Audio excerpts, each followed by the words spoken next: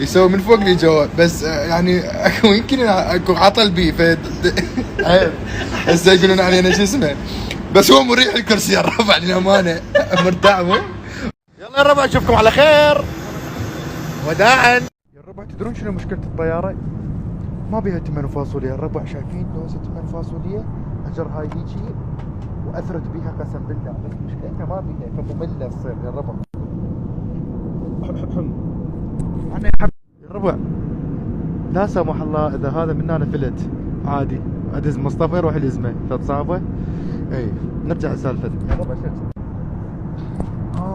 تذكرت شغله يا الربع، سوري انقطع الستوري يا الربع. التصاميم على ذني الستوريات تصاميم حلوات يا الربع. يعني مثلا انا ابغى واحد شيء انت حطوا لي اغنيه شلون ما ادري، سوالفكم تعرفون بها اكثر من عندي يا الربع. تمام.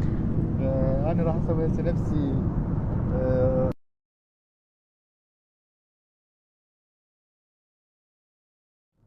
العفو، راح اسوي نفسي هاي السوالف مال صورني وانا مغلس وانتم تشتغلون بعدين. تمام. يلا صورني وانا مغلس على اساس شنو؟ على اساس حزين يا الربع. انا حزين على اساس اوكي. الله اخذتوها حلوه هيك. خلينا نسوي نفس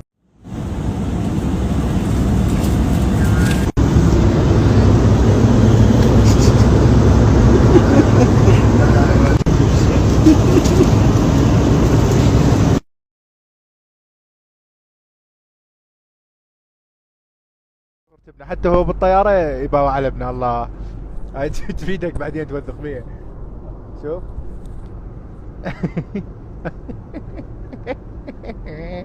ايه يا الربع واخيرا وصلينا. الحلو بالموضوع انه مصطفى جاب كل الطريق قاعد من هبط الطياره يلا نام.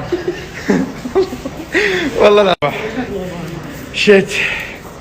ولك جاي الطيارة لك جاي ترى هواي مشتاق لهواي، ولك نار اصير بغيابك نار، لا راح تار اموت صدق واحتار لك كريم.